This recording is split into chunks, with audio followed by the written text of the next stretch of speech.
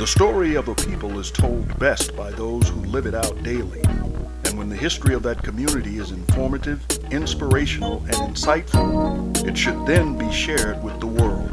The Clio Exchange does that. Some soldiering that was beautiful to behold.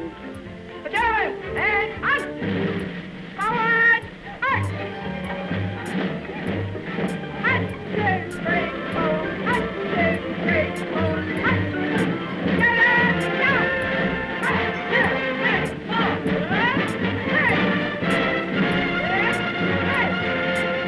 Miss Mary Ragland, thank you so much for coming to be on the Clio Exchange. You're quite welcome, sir. This is a show that focuses on Black history in the honor of Dr. Carter G. Woodson. And I know that you're anxious to talk about the 6888, which Yes. was an incredible story. The first Black WACS battalion was assigned to Europe, and very few people know anything about it. And I've asked some Army people about you too. And so, but before we get to that, and I know the viewing audience is anxious to hear about it, tell me about your growing up. You grew up in D.C., did you not? No, I grew up in Wilmington, Delaware.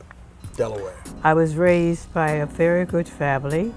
He was the choir master of our church, and when my parents passed, they had, not the same time, they decided to adopt me. And they were what I would call middle class. He was a contractor, and also he had two businesses. And my mother was a former school teacher.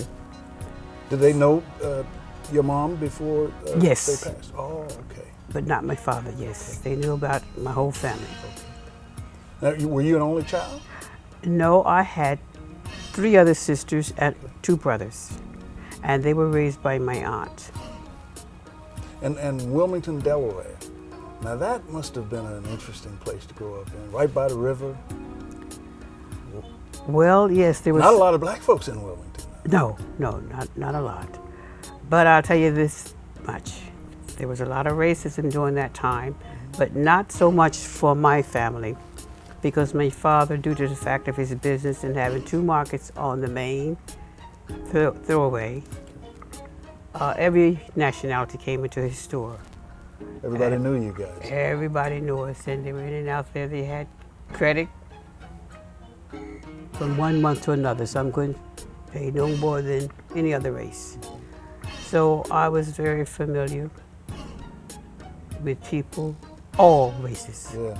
How many were in your family, in this adopted family? Your brothers Just and me, sisters? and later on they adopted a boy. Okay. Well, they spoiled you then. Well, I used to always like to follow after my father, go up to Philadelphia when he would stock things for the store, back and forth. So he used to call me Funny Face. Funny Face, really? Why did he call you that? I don't know. Okay. Come on, Funny Face. Well, but you've always had, since I first met you, a lot of energy. In fact, Oh, the yes. phone call you made to me to tell me about the 6888 and how you felt that you didn't get the kind of recognition that you deserved. You had a lot of energy in that call. No, not just me, but the group did not get the recognition they deserved.